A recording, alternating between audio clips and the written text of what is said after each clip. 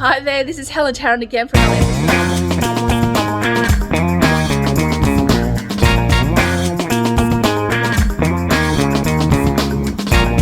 Here with our whole team. Wow, it's massive.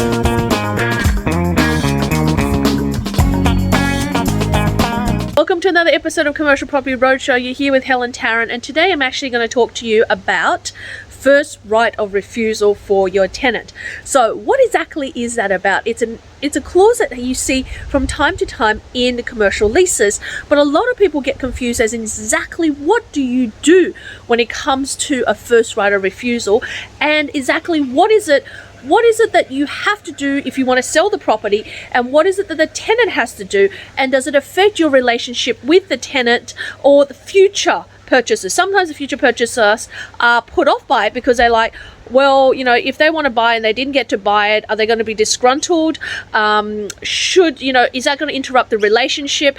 And sometimes if it's muddled up, then the sale doesn't go through quite right. So I'm here to explain to you what first the right refusal is and exactly what to do with it. So in order to do that, I have to show you on Zoom, and I have to then take you through a lease and show you the exact steps we have to do. So let's go and let's get started. So let me take you through a lease and show you what the first right of refusal says, and you'll understand how it works and what happens when you are actually the purchaser of this property. Okay, I'm just going to share screens with you, and you're about to see a lease. So do that. You sure? All right, great. So this is a lease for a property, which is a property in Toowoomba, and the property is pretty much a slightly larger warehouse, which is a little pitched roof, and it's divided in the middle, and it's got two parts to it. So it's got A and B. So this is 36A. So this is shed 2 of the actual property. So this is one side, and it's gone to a tenant who is a pet crematorium. So pet crematorium, they do pet cremations, pet services. As you can see, that a lot of the pet services at the moment are really in demand. So what I'm going to take you through is the lease and actually show you specifically that part of the lease. So you can see this is the front page of the lease. It shows you the length of the lease and then the options afterwards. It shows that it's definitely signed by the lessor and the lessee. It's got all of the areas of the lease, different sections of it. And then it's got the schedule, which I love because, it takes you through to see what it is. It's industrial shed. It started in 2020. It has, November 2023. It's got $28,000 per annum plus GST, and they do 100% of their proportion of the outgoings. They say half of it, they pay for 50% of it.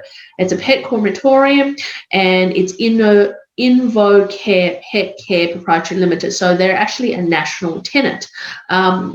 There's rental increases each year, second term, and also we've got security deposits as well. So we've got CPI. And we've no guarantor under the lease, but we've got who the leasee is. But let's just scroll down to the specific section of the lease I want to show you. And the specific section of the lease is actually right at the bottom of the lease. So this can either be inserted right sort of in the middle of the lease when they talk about rentals and the tenant obligations or the vendor obligations. We've seen it often there, or it can be right towards the end of the lease. So we're about to take you to right at the end, which is about point 24 of this lease. And we can show you that what this lease is.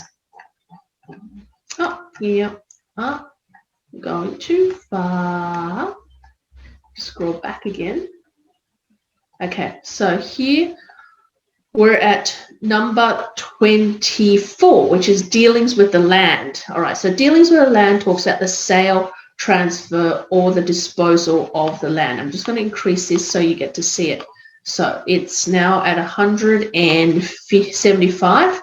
I'm going to reshare the screen so that you definitely get to see it. So now you can see sale and transfer of the land, other disposal of the land. Should the lessor, being the vendor, elect to sell, transfer, or otherwise dispose of the land, the lessee will first be given the opportunity to purchase the whole of the land at market value. In that regard, the following provisions will apply. The lessor will provide written notice to the lessee of the opportunity to purchase, which is to include the proposed sale price for that purchase and an allowance period of 14 days for the lessee to provide a written response to the lessor.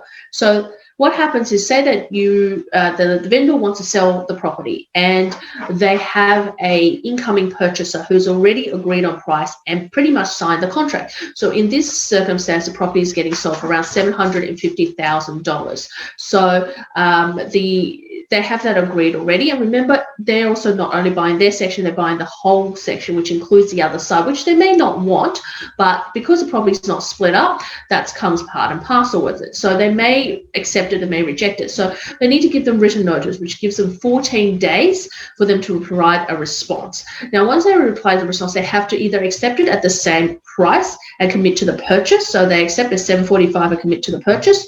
They say, look, it's too above market.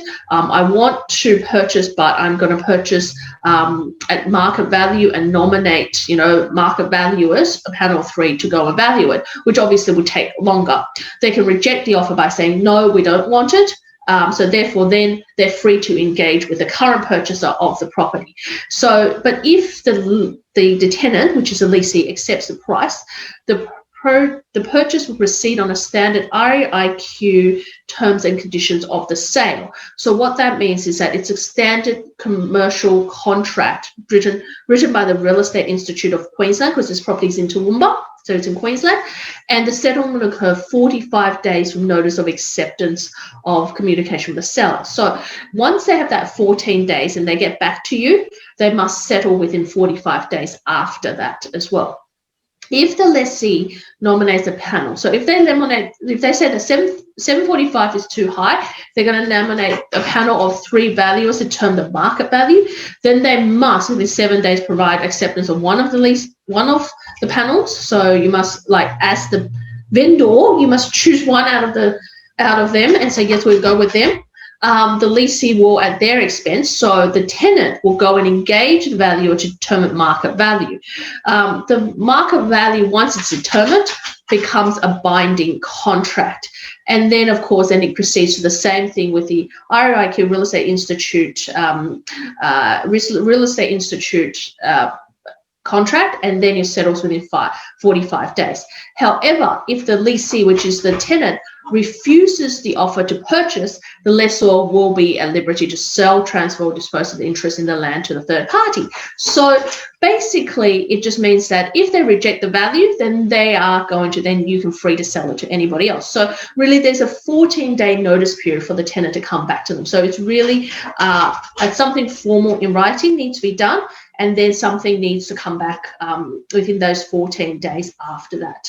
Now, moving forward from that, normally what happens is, if you were selling the property below value, let's say that she wants to transfer the property to her daughter or a family member, and she's selling for $500,000 and the market value is $750,000, then she may be selling in a really hot market, sell the property for $1 million when it's really $750,000. The lessee has a right to actually go and get valuers done for that property. So that's really, they're putting that there as a safeguard. Normally, we wouldn't see that clause in a first right of refusal. Normally, we'd just say that they will be presented with the same opportunity as an incoming purchaser, and they have the right to accept or reject, and they must settle within 45 or sometimes within 30 days of accepting that. Often that clause is done really tightly to make sure that it's equitable for both the incoming purchaser and the tenant as well, so that you don't have the tenant dragging this on for 3 months, and you don't have the incoming purchasers basically waiting around for something like this when they've already committed to the sale. And that's really essentially what happens. So hopefully this makes sense. If you see one of these clauses in the lease, it's nothing to be scared of. You just need to make sure that they've actually done the proper process, and that their solicitors have started the process, or they may have done this with a previous purchaser and the tenant's already done this and given up the right for that. So you need to actually make sure that's all being taken care of before you go down the path and spend a lot of money on basically getting the valuation out yourself, getting your finance, and getting everything else approved, because you want to make sure it is a sure sale. It is not a bad clause, but it's definitely something to look out for as you are reading through a lease, because lots of tenants actually do want to have the opportunity to purchase their own property that they're in if they get a chance to.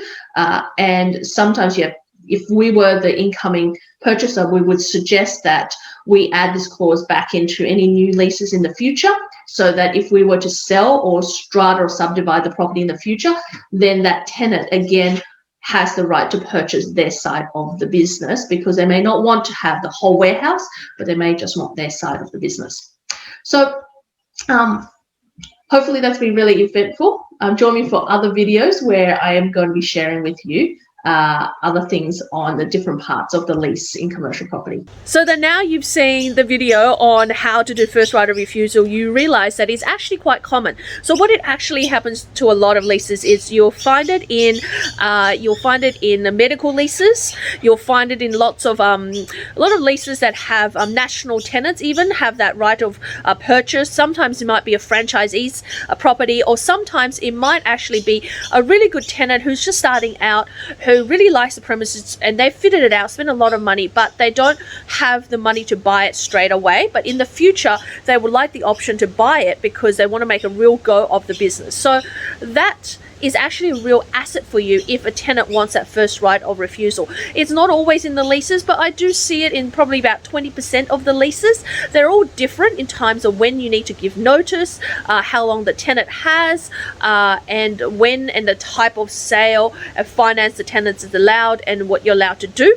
So usually as a vendor going into sale, you would go and approach them first, and then you work through the logistics of how that works. Your solicitor will be able to do most of the work, but it's good to note this. There's nothing to be scared of if you come across a lease that has that.